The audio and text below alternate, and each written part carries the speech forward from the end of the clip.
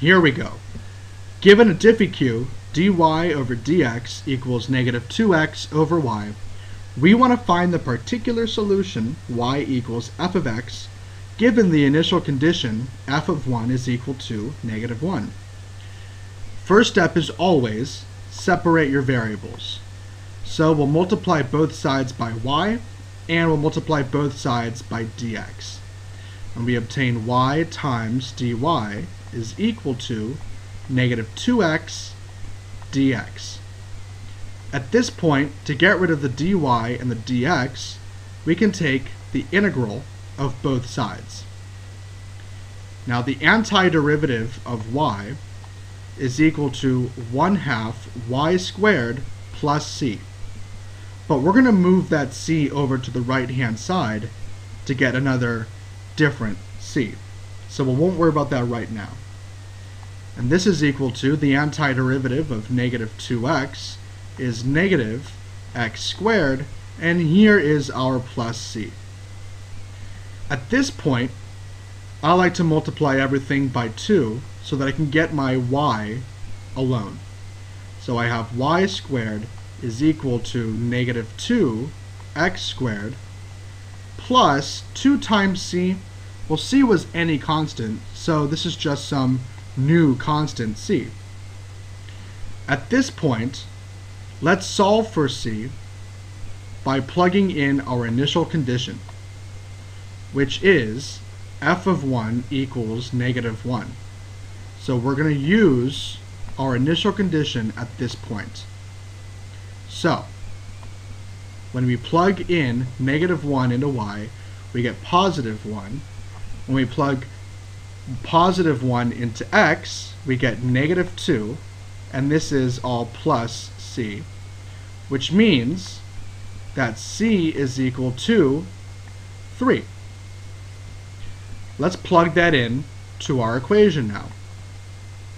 We have y squared is equal to negative 2x squared plus 3.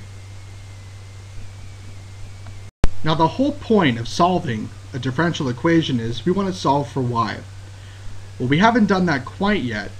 Right now we have y squared. If we take the square root of both sides, then we will achieve our goal. But if we take the square root of the right hand side, we have to remember to include a plus or minus in front of the square root.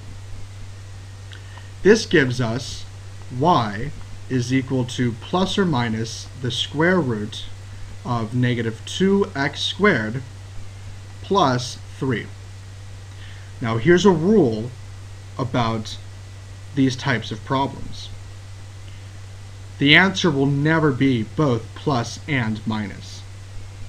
The reason is because when you look at the Cartesian plane, when you have a circle, either you're going to have a semicircle on top, or you're going to have a semicircle below the x-intercept, but it will never be both. So the question is, how do you know whether we're including the top semicircle or the bottom semicircle? And the answer is by the initial condition. Our initial condition is f of 1 is equal to negative 1. If we were to plot that, that would be somewhere down here.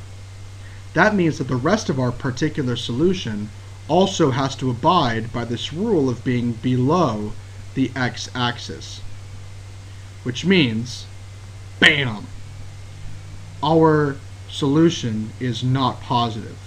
It's the negative one. And the reason why we saw that is by looking at the initial condition. Y here is negative, which means that the rest of our particular solution is also going to be negative. And so the answer here is y is equal to the negative square root of negative 2x squared plus 3.